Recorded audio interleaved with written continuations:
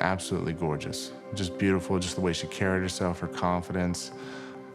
Just as soon as you made eye contact with her, there was just something that was there that just captivated me.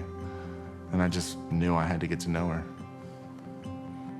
You know, it wasn't love at first sight, but it was very quickly, shortly after that I had fallen in love with him.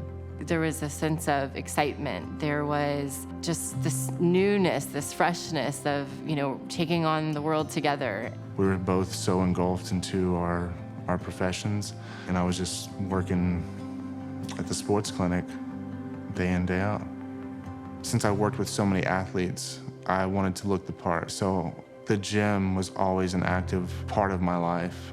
To say I didn't see this coming is an understatement, because I thought everything was really great in our marriage. I was getting attention from these other women, and then I was giving them attention. Simple conversations turned into emotional conversations, and then emotional conversations turned into physical relationships.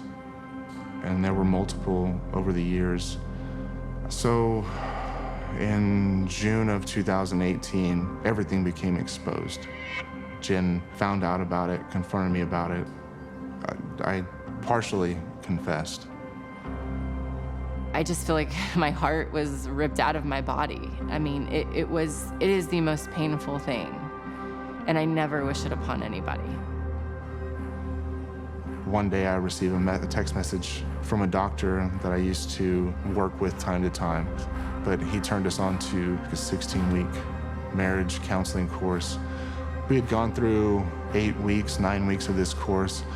I went and met with the leader of the group at that point in time, and we were talking, and he was just checking up, like, how's things going? Like, you know, where are y'all at in y'all's faith?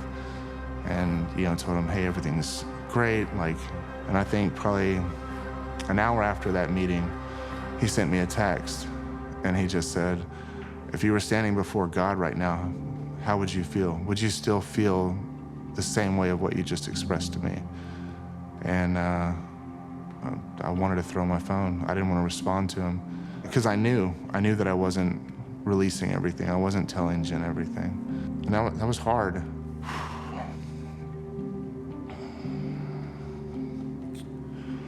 It was hard telling her everything just because I know the ugliness of what I've done and the lives that were affected, and seeing it right in front of you, it's reopening that wound all over again. And I just remember that night, I was sitting in the garage, and it was probably midnight. She walked out there, didn't say a word to me, sat on the couch next to me, put her arms around me, and she prayed over us.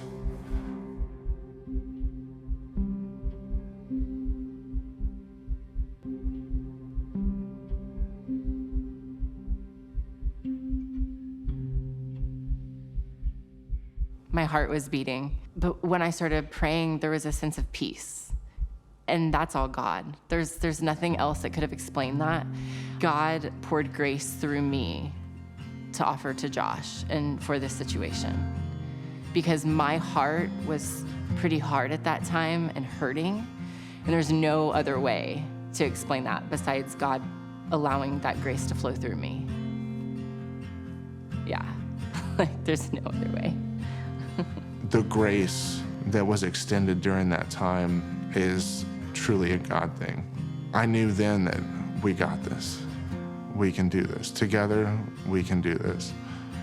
And I think in order to move forward after something like this has happened, you both have to fully commit. And so with that, you know, we worked on ourselves, but we also, you know, we worked on our marriage. But the number one thing we both worked on was our relationship vertically rather than necessarily horizontally with each other. And I just knew that we needed to surround ourselves with community. And so we joined a house church. Fast forward, I mean, this is, you know, 2 years down the road, but now, you know, we host a house church and Josh actually pastors. So, you know, it's neat to see from where we started to where we are now and all the things that God's done in between that time. There's so many things that you think that you're in control of and that you can do on your own, you don't need help. But as soon as you just let go and let God, I mean, it's amazing how much better your life can be.